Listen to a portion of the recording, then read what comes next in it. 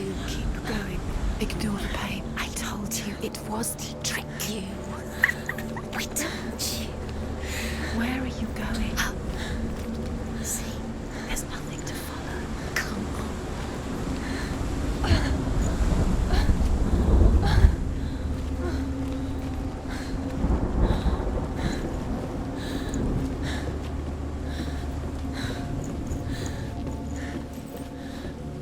Before she first met him, she was not in a good place. Just a teenager, but not like the others.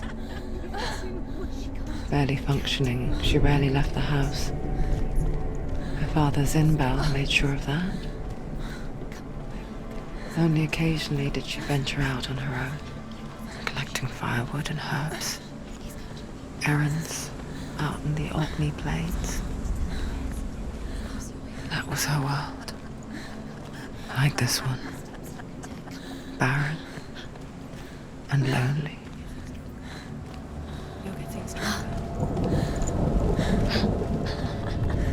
It's already disappeared. Nothing lives here, not even you. It's in your mind. You think you can see it, but it's in your mind.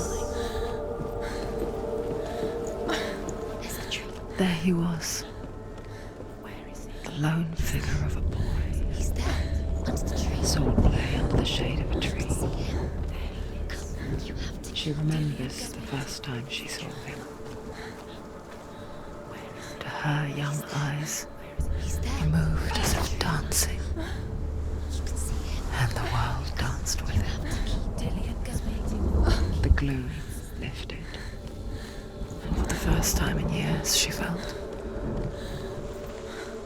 a ray of hope.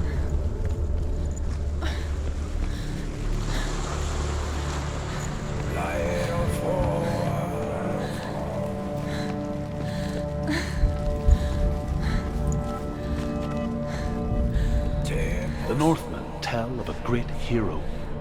His name is Sigmund. His father's hall was built around a great tree, and one day Odin comes and thrusts a sword into the tree, a gift to whomever can release it. Many try, but the sword only comes out at Sigmund's touch. His brother-in-law, King Siggeir, wants it, but Sigmund refuses him, so King Siggeir plots revenge. He invites Sigmund and his brothers to a feast, but when they arrive, they are met with an army, not a warm welcome. King Siggeir captures Sigmund and his brothers, steals his coveted sword, and readies them for execution.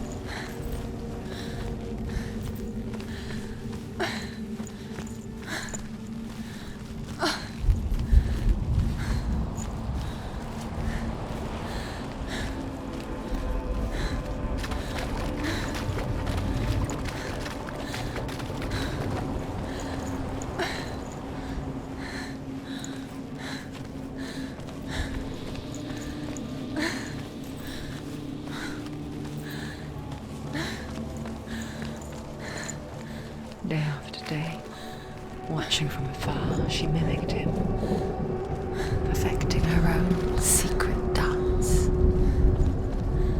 wishing those fleeting moments of light would stretch out to last forever. It's a trick. It's an illusion. It's not real. But do you really think it's real? You want to believe it's real, but it's a trick. You're deluded. Where are you going? Where is she going? What is she following? You can't even fight. It's just deception. How does he so effortlessly court the world and bliss? If only she could do the same.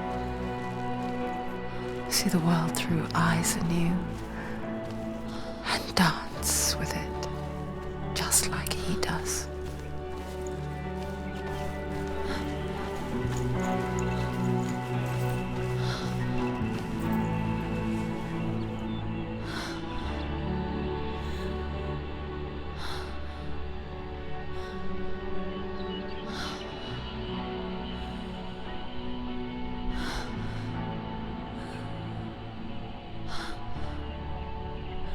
What's your name? Senua. I haven't seen you before. I don't leave home much. Oh, Zeno's daughter. I have to go. Wait. Who taught you to fight like that? No one. No one. Well, I watched you, and You learnt all of that from watching me? You should become a warrior, you know. me? I'm Dillian. I'm here for the warrior trials. Just come and watch. And bring your sword. You can't put it into words. That moment when you look into the eyes of the one who is supposed to reassure you, make you feel safe. It only takes an instant. Fear swallows you before you have a chance to make sense of it. And darkness becomes a part of who you are. You killed him. But her world changed the day the Northmen took him from her. Senua knows that there's no going back to how things were. That there's nothing to go back to at all. Stay still, stay quiet, hide, don't tell her. Their gods can see into your mind. They will use this power to destroy They you. won't stop me. I can still feel him. Whatever's left of him, they will never let him go. I'm not gonna let him rot here! You're the one rotting here. Leave me alone! You will die here. No! And all your suffering will have been for nothing. Shut up!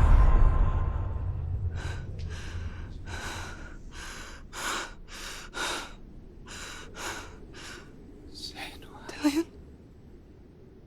Is that you?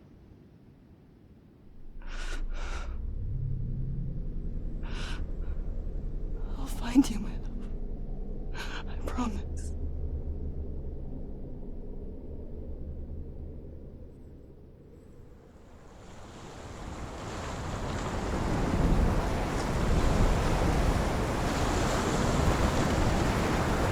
The light by the tree. Can you see him? You want to believe it. Is he not real? Is he there? You're alone in these mountains. Is that Dillian? Nothing lives here. You won't survive. You met him by the tree. She met him by the tree. Maybe it's a sign, the tree. What's he trying to tell you? He's waiting for you by the tree. Death for Sigmund and his brothers seems certain. But the king's wife is Sigmund's sister, and she begs for mercy and implores the king to chain them up instead. He agrees. Not for mercy, though, but because he plans an even more cruel and lingering death. Chained to a tree in the forest that night, a she-wolf comes and devours one of Sigmund's brothers. She returns, ravenous, night after night, until only Sigmund is left.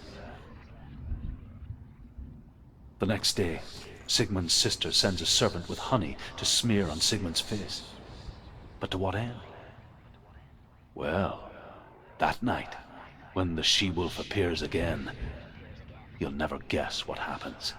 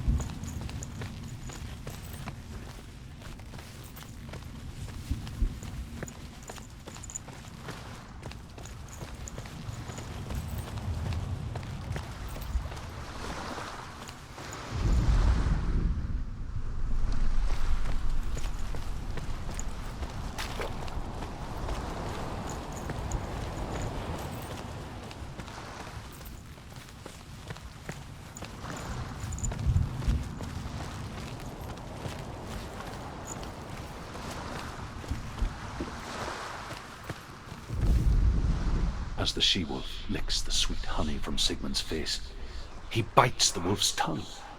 The she-wolf pulls away, but Sigmund holds on. The chains break, and he is free. After his escape, Sigmund lives like us, hidden in the forest. His enemy, King Siggeir, believing him dead, as his sister plots revenge. And for vengeance to succeed, even the great Sigmund needs help. So she sends her sons to him.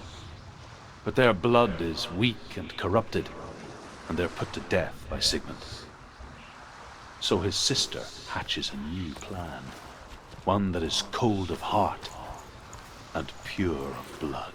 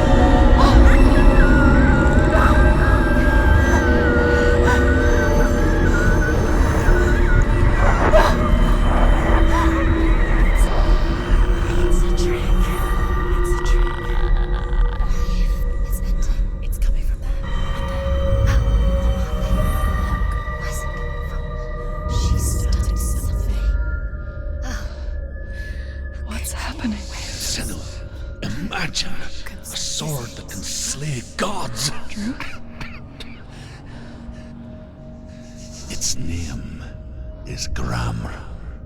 It was forged by the god of all Northmen, Odin, and gifted to Sigmund, a great warrior. I need this sword. It's important. Can you help me? The sword appears whole, but it is an illusion. It shattered into shards long ago. It is said a great warrior can reforge Gramr by answering the trials of Odin, one for each shard. The roots of the Tree of Death will take you to new lands where you will face the trials. Go to the shards. Go to the find it. There it is. Focus. It's the shard. Focus. Focus. Use your eyes. Look. Get closer. What can you see? A king in the north forced the dwarves to make a sword that would never fail and never rust, and that would slice through iron and stone and bring victory to its bearer. But the angry dwarves cursed it. It would be the death of a man every time it was drawn. And it would be the death of the king. Let me tell you about the sword Tyrving.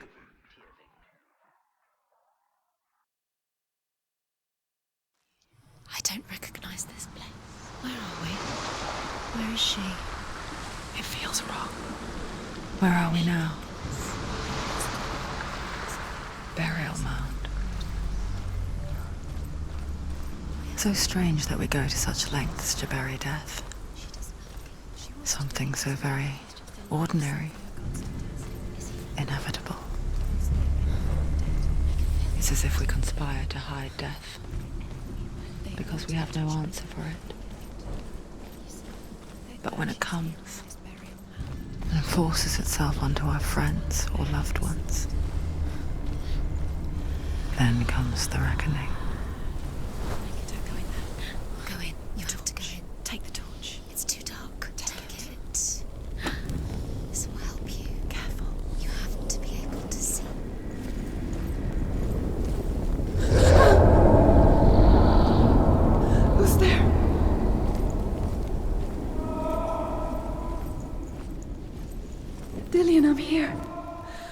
for the trials.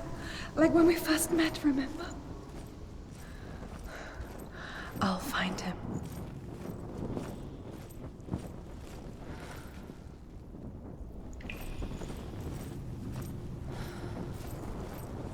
What's that? Did you hear that? Nothing. Was that voices? Is that his voice or the voice of the dead? Not Dillian. Dillian's calling. Senua, you remind me of a story that the Northmen tell about a young woman warrior. Her name is Herver, the daughter of a berserker, born after he was killed. She's a wild, willful child who teaches herself to fight with weapons. When she learns where her father is buried, her only desire is to reclaim the treasure buried with him, but above all, the sword, Tyrving.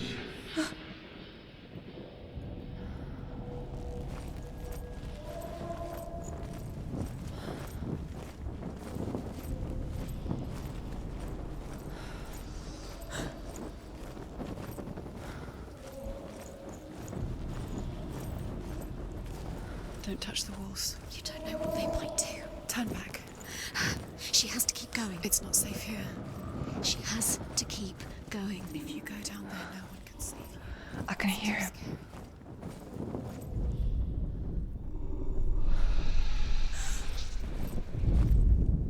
Herver disguises herself as a man to join a band of warriors, and soon becomes their leader. When they come to the island where her father is buried, her men do not want to go ashore. They say that evil haunts the island, and that it is a worse place by day than other places are by night. Fearless, she lands alone. There are many grave mounds, and all of them have ghostly flames burning over them. She comes to the grave mound of her father after passing through these ghostly fires, as though they were mist. The flames I passed through were real enough. Damn the Northmen to hell. Find another way. It's not working. You have to use your mind. Where can you go? You're failing. Find another way. Think. Focus. Use your mind. Where's he gone? He's disappeared. You don't recognize it. Don't doubt yourself. You'll never find it. She doesn't recognize it. Yes, you do. You know where you are. It's not him. It's not him. We told you. We told you it was a trick.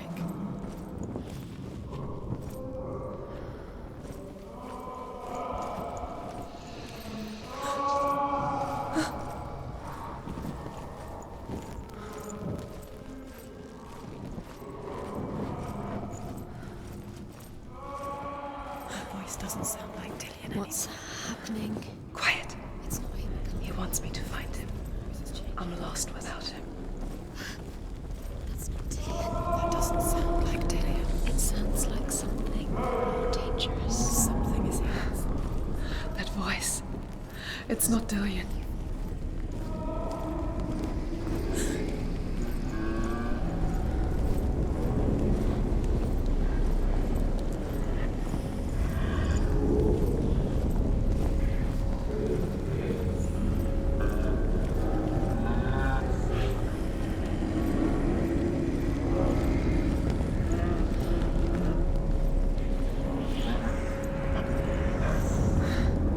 Dillian wants me to face my fears.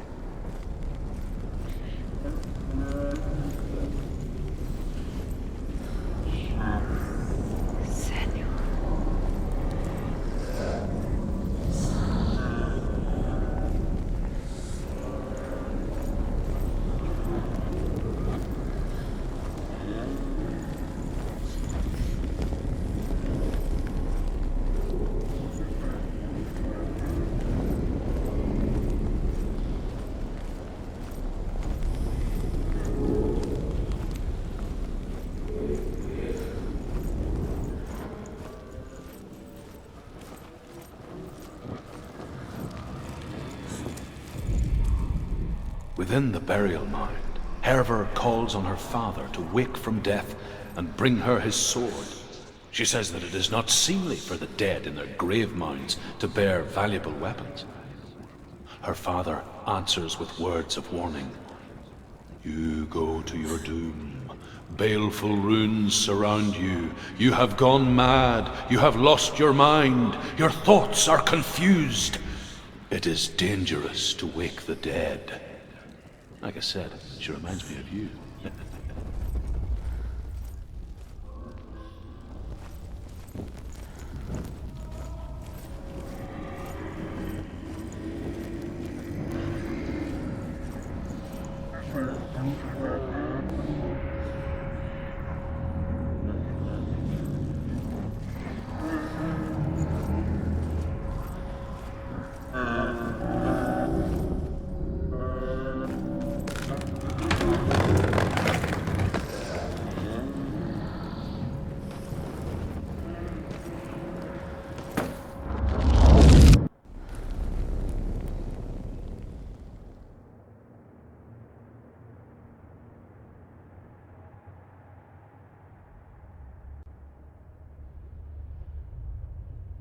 Father?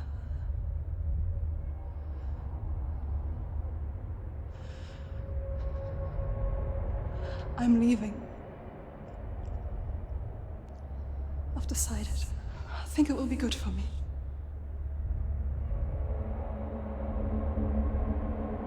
It's the darkness. It's speaking through No, you. Dad, it's me. I think I can beat it. In my own way.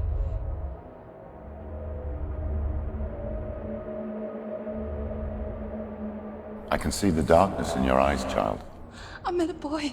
Boy. The chief said so. No. He said he could help me. It's a trick. He said I could be normal. Normal? Yes. No boy is going to save you. No one can. When they see the rot growing inside you, No! they will turn their back on you.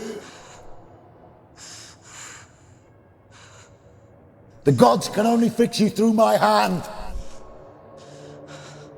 You're going nowhere. No. You will not defy the gods.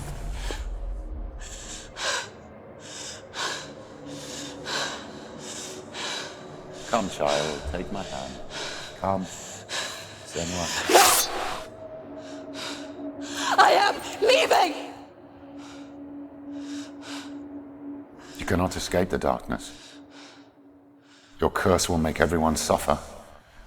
You will have blood on your hands!